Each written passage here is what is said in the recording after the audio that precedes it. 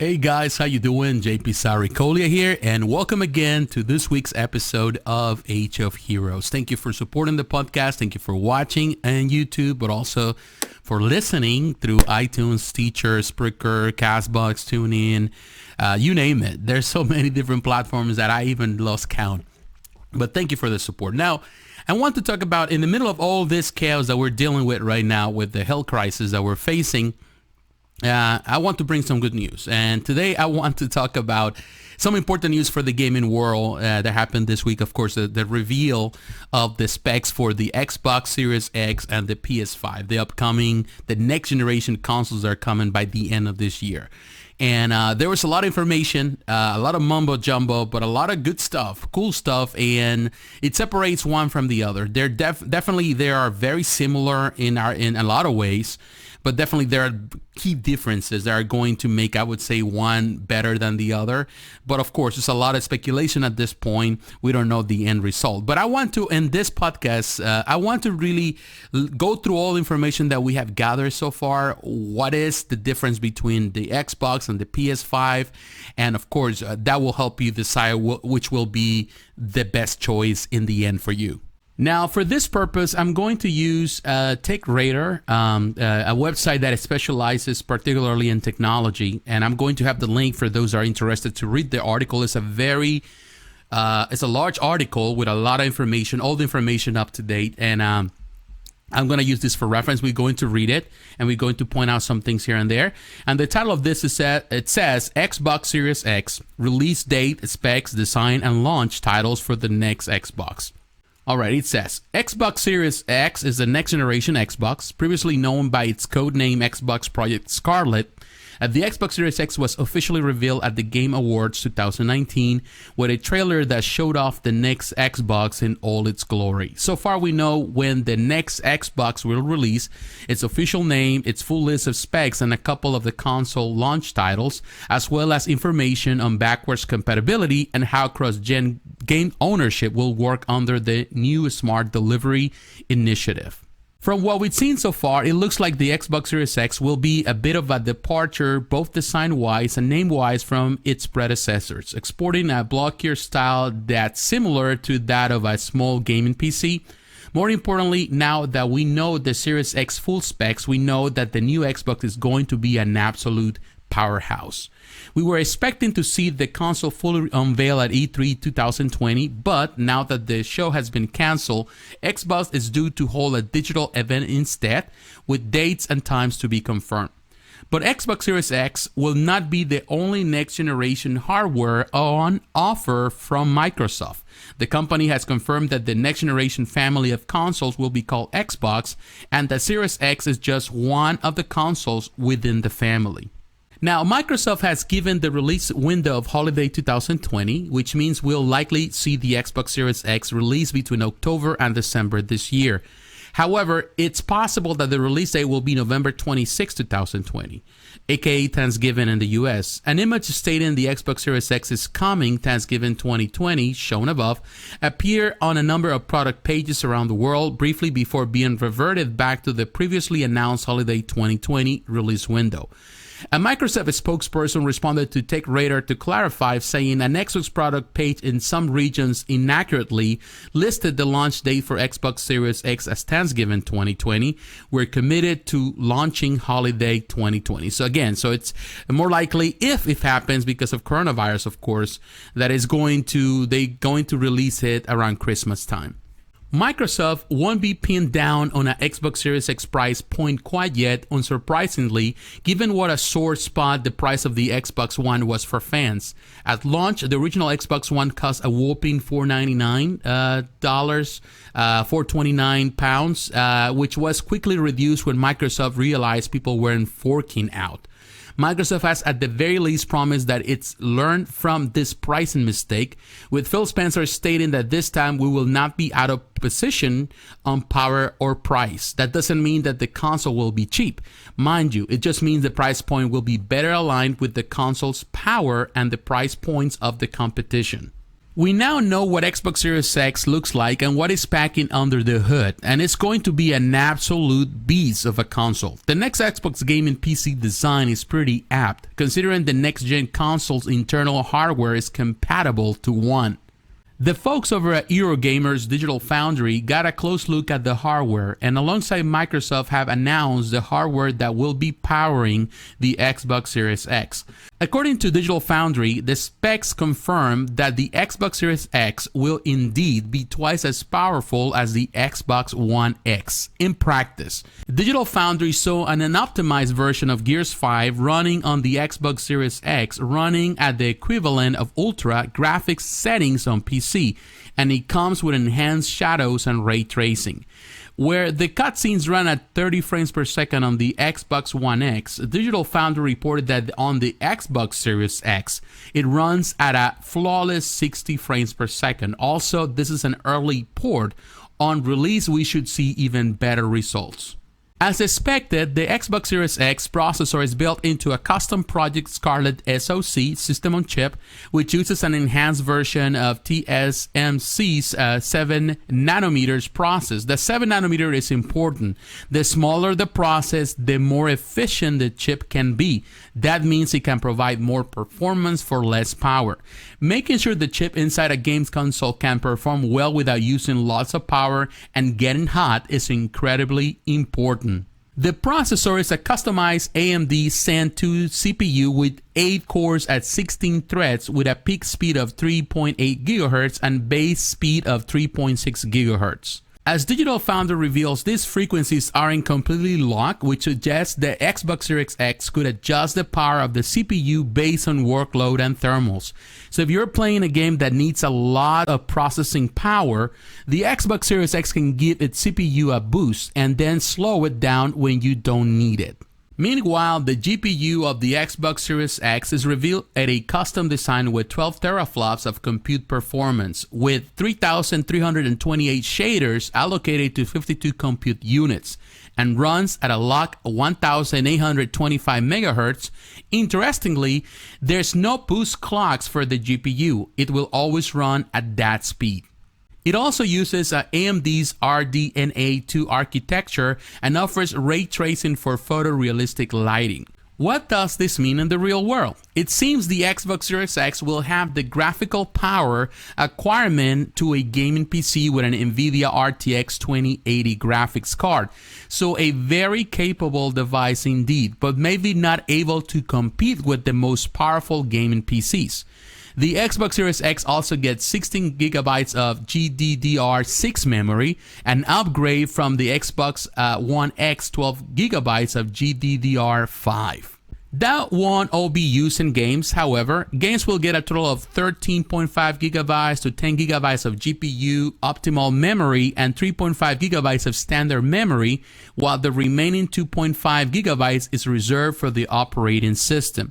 The faster GDDR6 memory should also offer a big leap in performance. Match that with a super fast NVMe SSD and the Xbox Series X should feel very sprightly when used. Now, Microsoft is aiming to get Xbox Series X games to run at 60 frames per second in 4K, calling the challenge a design goal. The console will support up to 120 frames per second too. Despite 4K being the aim, Microsoft has said the Xbox Series X has 8K capability. Phil Spencer even changed his Twitter profile photo to what appears to be a picture of the next-gen Xbox Series X processor. It said Project Scarlett on it and was marked with 8K picture above, suggesting Microsoft plans on doing more than simply talking the talk when it comes to 8K.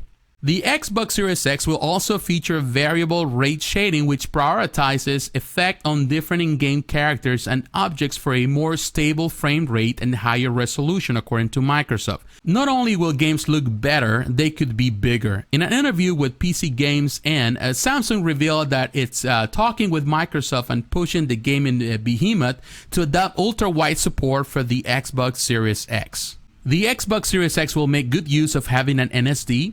A quick resume feature for the console will let you almost instantly continue with multiple games without the need to sit through load screens. Microsoft also aims to improve latency through features such as auto low latency mode and variable refresh rate. According to Microsoft, auto low latency mode allows Xbox One and Xbox Series X to automatically set the connected display to its lowest latency mode, while VRR synchronizes the display refresh rate for the game's frame rate, maintaining smooth visuals without tearing.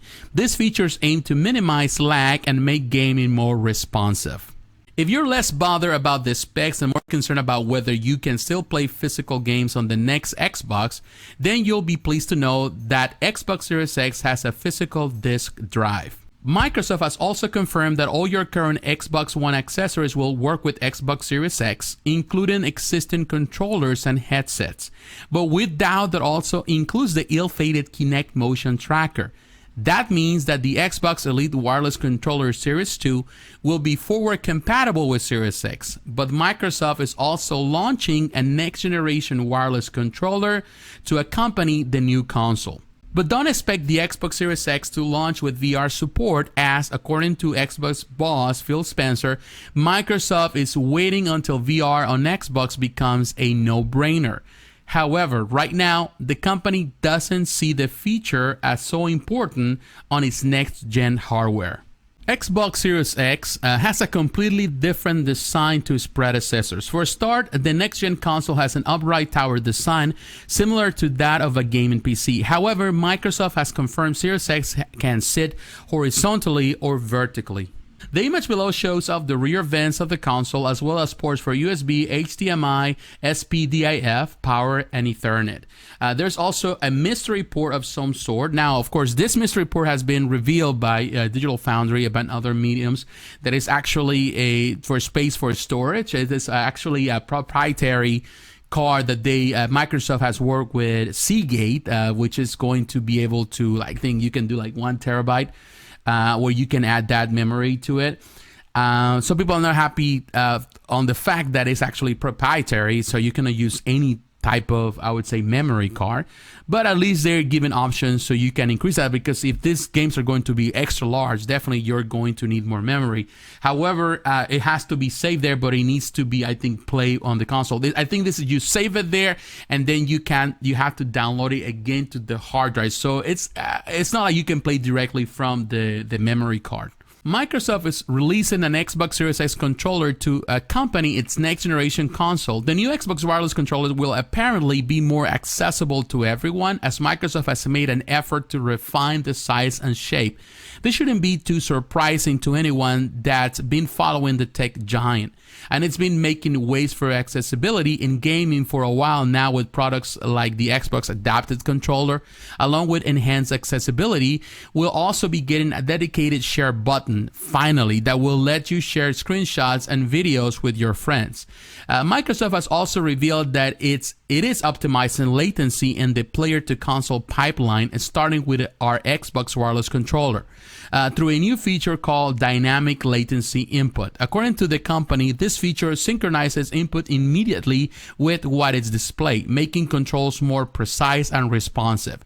However, apart from these details, we don't know exactly what other new features the new Xbox wireless controller will boast quite yet.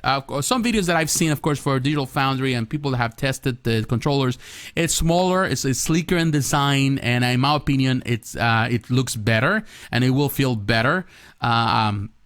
I had no problem with the Xbox controller, but I do feel that it was not really as a bigger improvement. Although there's a lot of improvements over the Xbox 360 controller, I think this new controller seems better, more fitted for what Xbox is trying to do. During the Xbox Series X official reveal, Phil Spencer said Series X games will be more lifelike, immersive, and surprising, and that the Xbox Series X will lead us into the future of gaming. He also stated that 15 Xbox game studios are building a huge next-generation library that includes Hellblade 2, Senua's Saga, and Halo Infinite. Not a Halo fan? Don't worry, Xbox Series X will be capable of 4 generations of backwards compatibility, with the feature available from launch. That means the Series X will be be able to play existing Xbox One games, including backwards compatible Xbox 360 and original Xbox games. And now, these are the ones that are already compatible on the Xbox One. These games will apparently get more consistent frame rates, quicker load times, and improved resolution and visual fidelity without requiring additional work from developers. Xbox One accessories will also be backwards compatible. Not only is Microsoft doubling down on backwards compatibility, but the company is also introducing a new system called Smart Delivery to the Series X that in some respects could be seen as forwards compatibility. With the Xbox Series X, Smart Delivery will seemingly ensure that you have the right version of a game, no matter which Xbox console you bought in on. So, for instance, if you were to buy a cross-generation game on the Xbox One, you'll have a souped-up version waiting for you as soon as you fire up the more powerful Xbox Series X. Microsoft's first-party titles will offer this by default, but it's a feature that will be optional for third-party developers and publishers. In addition, Microsoft will avoid siloing by taking a cross-generation approach to its first-party games. Talking to Stevivor, Phil Spencer said Microsoft wants to create a console that utilizes Xbox Play Anywhere so you can move seamlessly between devices. Our goal for our first-party games is that your entitlements will be cross-generation and your achievements will move effectively with your save game because that's where they stand. Speaking of first-party games, Microsoft has been promising that it's investing in first-party studios in order to make a more competitive offering. Phil Spencer has also teased on Twitter that Microsoft is working on a deep portfolio of Xbox Game Studios titles for E3 2020. Of course, this is not going to happen because E3 is canceled, but of course, we're going to see around that same time more reveals in a digital format. As far as third-party are concerned, we already have confirmation that a remake of THQ Nordic's cult classic Gothic, Gollum, Cyberpunk 2077, and Outriders will land on Xbox Series X. In addition, Ubisoft has confirmed that Watch Dogs Legion, Rainbow Six Quarantine, and Gods and Monsters are all coming to Xbox Series X and PlayStation 5. With a new Assassin's Creed and Far Cry also rumored to be coming to the platforms. We also know Rainbow Six Siege will be available on Xbox Series X and PS5 from launch. In addition, not only has EA said that Battlefield 6 will be coming to Xbox Series X, but the company has sung the praises of the incoming and next generation machines during an investor call. The power of the new consoles is going to be substantially greater than existing consoles, said EA CFO Blake Jorgensen. We can do a lot more with PS5 and Xbox Series X. Things we're doing will blow people's minds. There's plenty to look forward to, and now that the next generation announcements are coming in, we'll be holding our breath waiting for updates from other publishers. Moving into the PS5 specs, of course, there's a lot of mumbo jumbo, a lot of writing here, but definitely a lot of information that is very useful for us gamers. And I'm going to use for reference Tom's guide, and I'm going to have the link in the description for those that are interested to read about this, about the PS5 specs. And the title, it's very simple. It's PS5 release date, price, specs, games, and more. And here we go. The PS5 launch is getting closer by the day, and rumors continue to fly about Sony's hotly anticipated next generation console. The PlayStation 5 will launch in holiday 2020 at the same time as the Xbox Series X, boasting serious specs including an 8-core processor that allow for ray tracing and CPSD that all but eliminate load times. So it's going to have the same thing, not as powerful though as the Xbox Series X. The PS5 is a little less mysterious than before, thanks to a live stream from Sony today, March 18. Mark Cerny, a lead system architect at Sony, hosted a talk today that walked users through some of the salient points of the PS5's hardware. The lecture was rather technical in nature. It was boring, that's for sure, to the chagrin of some fans who were hoping for a more straightforward reveal event. But it did give us some solid information about how the PS5 might perform and the hardware in place to make that performance possible. During his talk, Cerny hit on three main pillars of the PS5's development: listening to developers, balancing evolution and revolution, and finding new dreams. Practically speaking, these three categories speak to the PS5 ASD configuration, backwards compatibility, and 3D audio capabilities. We also learn about the system's CPU, GPU, and RAM structure, although that information is potentially of more use to developers than everyday consumers at the moment. Listening to developers. While the PS5 will be able to produce better graphics than the PS4, the more pressing concern is load times. Sony explained that the PS4 internal hard drive at best can load about 1 GB of data in 7 seconds.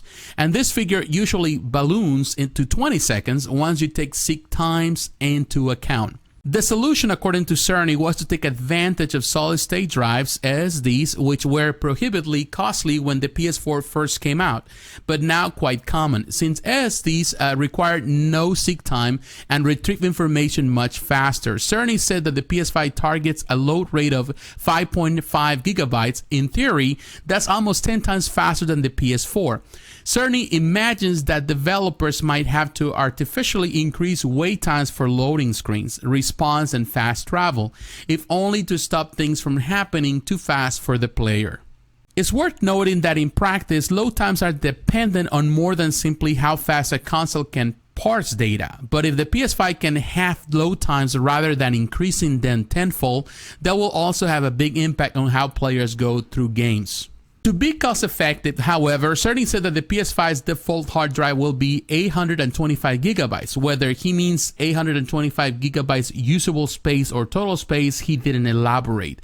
Players who want more storage space will be able to replace the SSD with third-party models, but they won't be able to do so right away.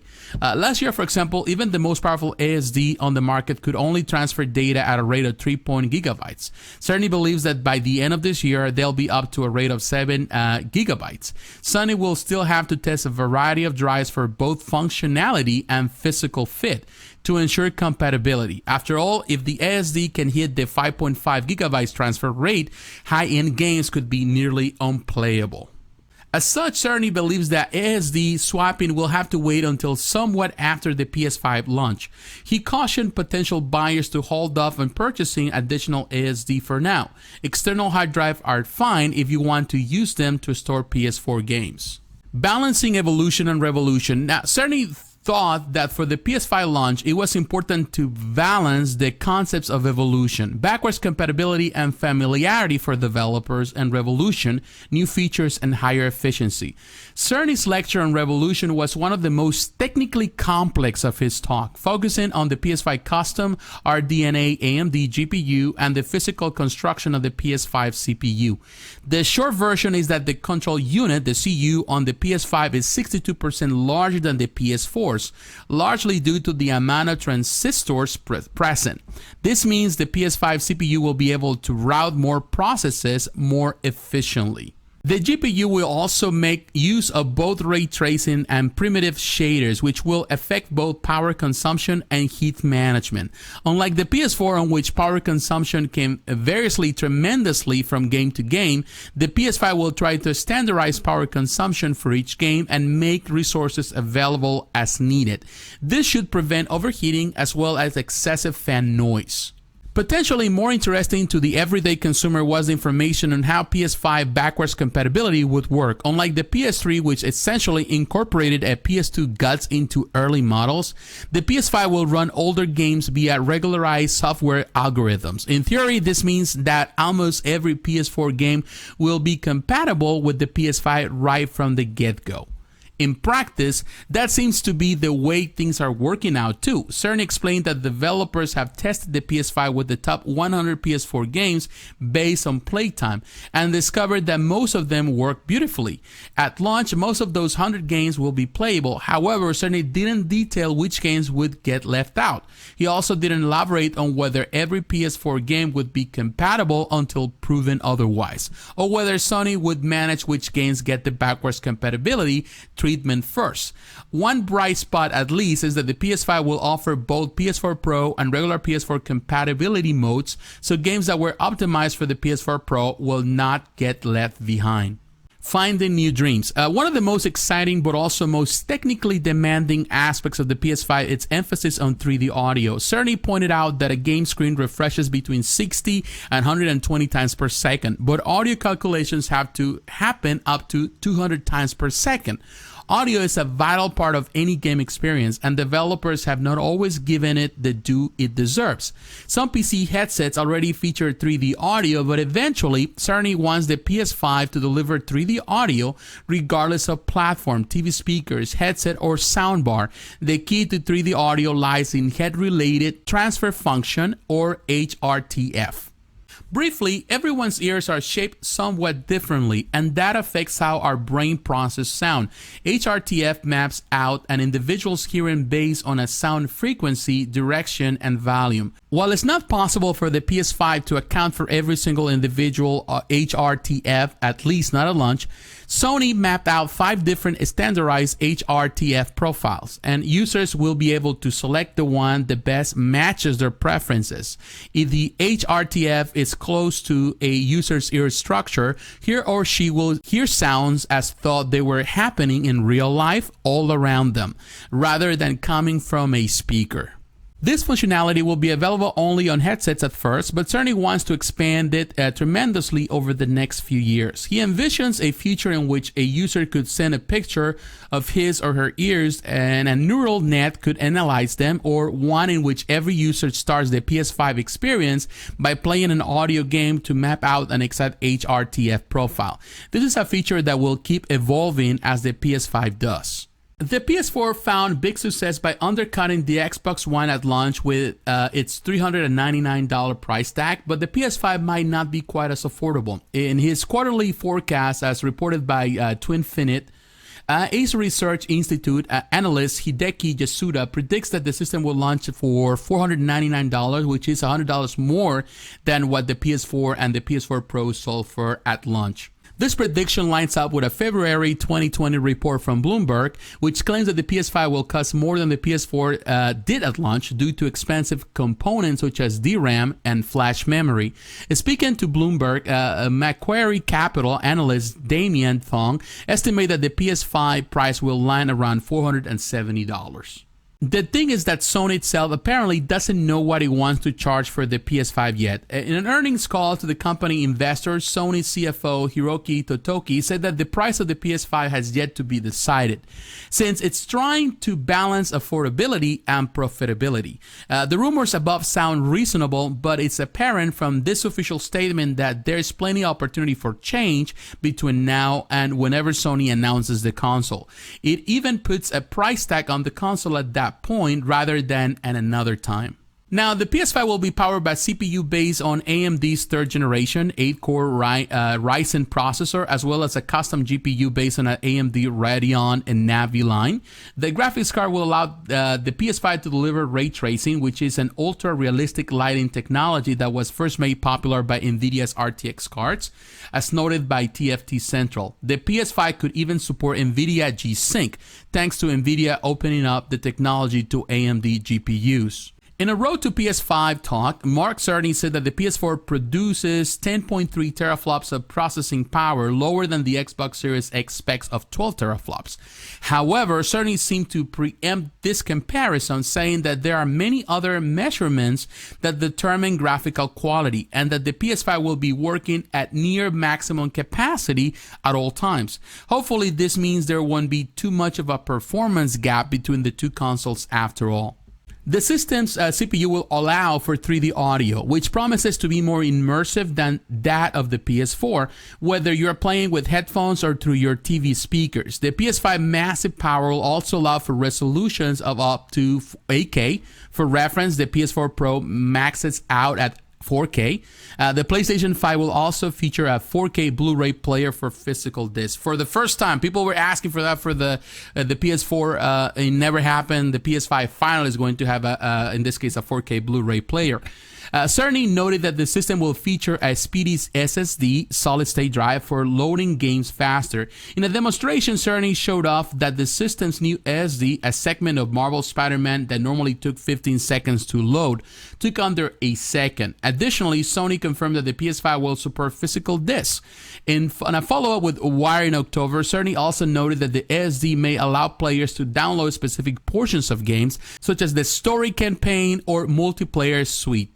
In his Road to PS5 talk, Cerny gave more details on the SSD again, with the key spec that it could load 2 gigabytes of files in 0.27 seconds. That should make for some unnoticeable loading times once games devs get to grips with the new console.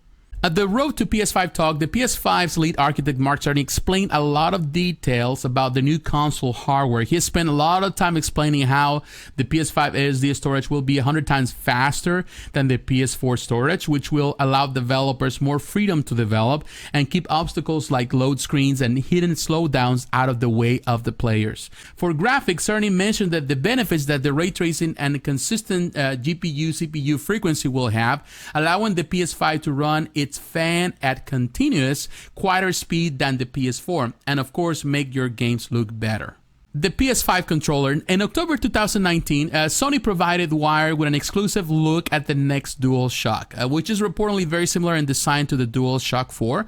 The new controller appears to have some sort of microphone, perhaps for the system's rumored voice assistant, and will sport haptic feedback for more immersive rumble.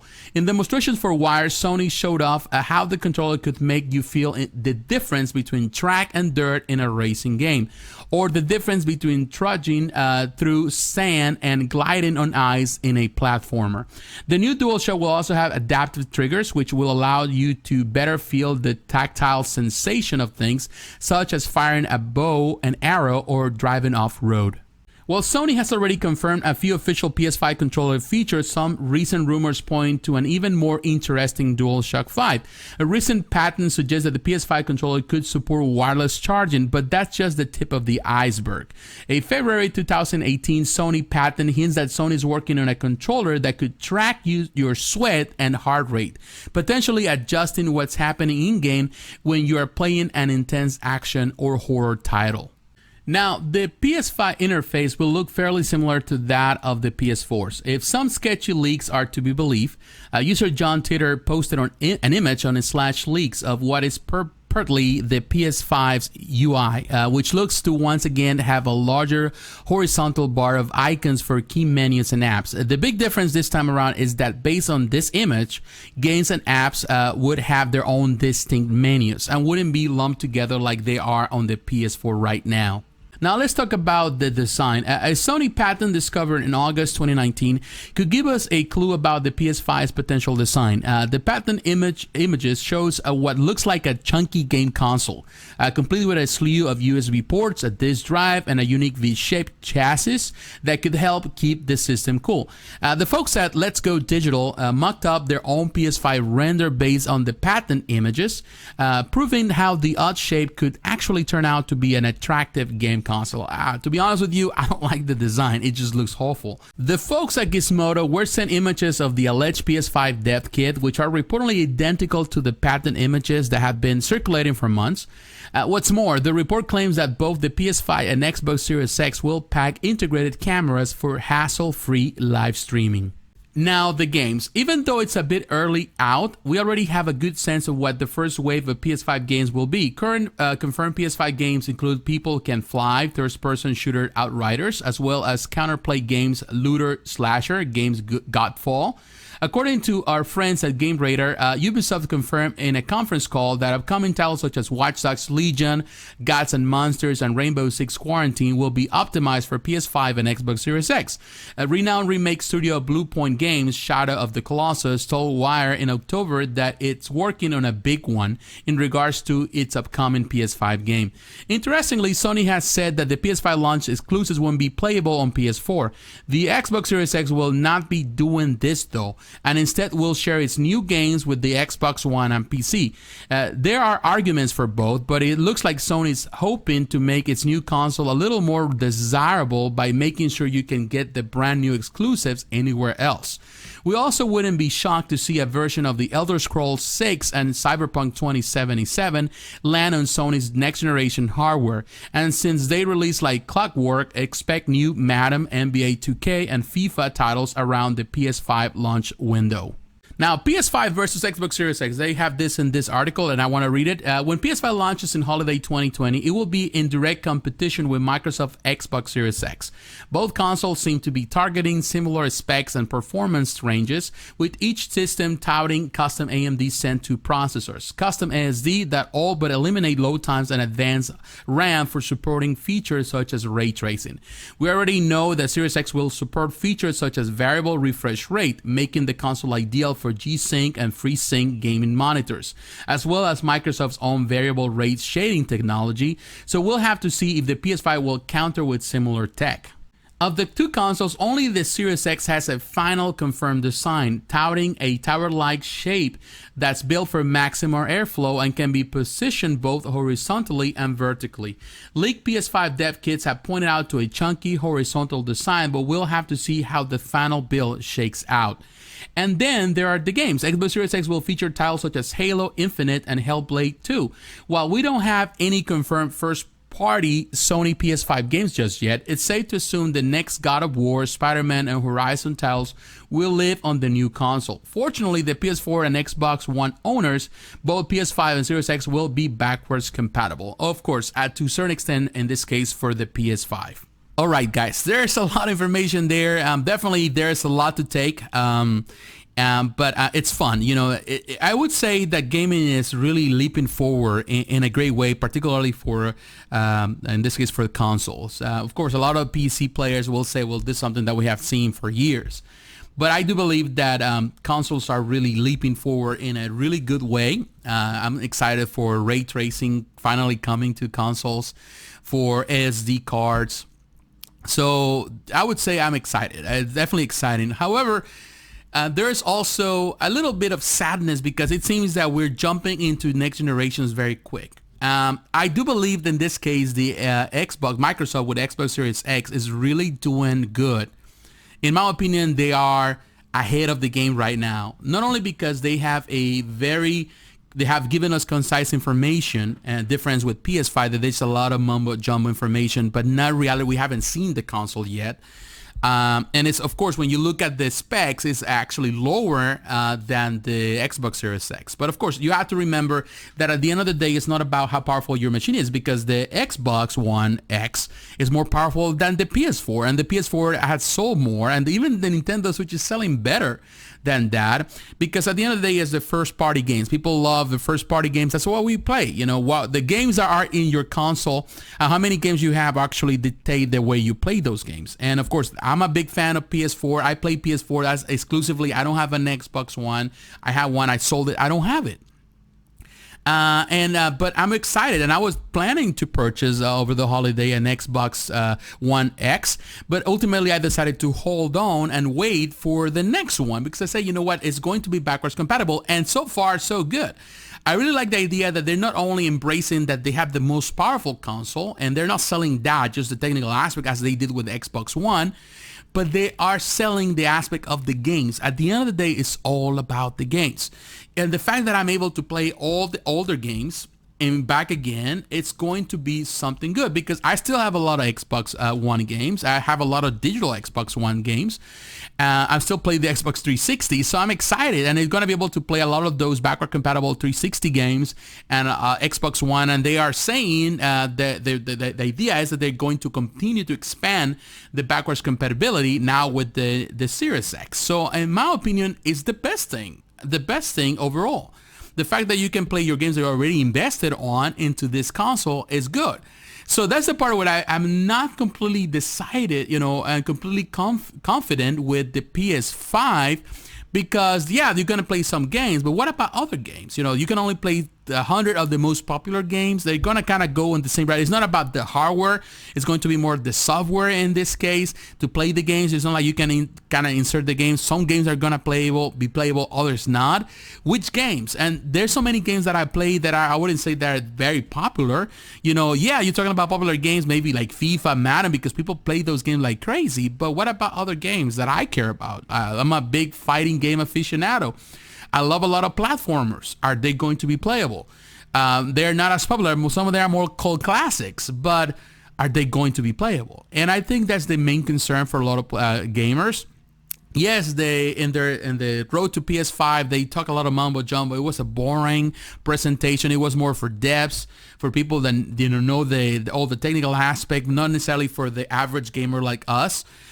But definitely it was not exciting, and they haven't been so forthcoming. And if they expect to actually release this by, I would say, December, do they have, because you have to have ample time for them to really know that, to know what is coming. So I don't know if a lot of people are going to jump. Of course, people are not going to jump right away on it, because right now PS4, even the Xbox wants to move on, because they haven't really, they are the losers of this race of this generation. So they want to start as fast as possible. They learn from their mistakes with the Xbox One. So they're really giving all the information. They are doing the same thing that they did with the Xbox 360, and that's good. But I don't know if that it's going to, in the end, it's going to matter. I don't know. It's just a lot of things. I'm happy for the technology. There's some great games coming, but I think the PS5 still, Sony needs to be more clear, more forthcoming what is to come. Because at this point, if I have to decide, if I have the money to purchase one console, I'm not going to purchase the PS5. I'm definitely going to purchase the Xbox Series X, because it's more enticing. The whole package is enticing. And at the end of the day, I don't have a loyalty towards PS4. I was an Xbox original owner, and I love the Xbox to death. I still play the Xbox 360. So I don't know if I really want to jump into the PS5 right away when not many of those games are going to be playable. I'm still going to probably stick around with the PS4, but if I have to choose, again, I'm going to go for the Series X, because it has everything the PS4 doesn't have, and everything the PS5 promised to have, but not necessarily had been very clear how it's going to be given to us. So in my opinion, so far, the Xbox Series X is winning, the PS5 not so much. But of course, only time can tell. We still have months to go. And with the coronavirus, a lot of people are speculating, of course, people that know in the industry, that it's probably going to delay the releases probably till next year, depending on how things, if they can really produce this stuff. And if it's released, it's going to be very, very limited. So, a lot of people are going to be selling stuff, on the black market of eBay for tons of money, if that's the case.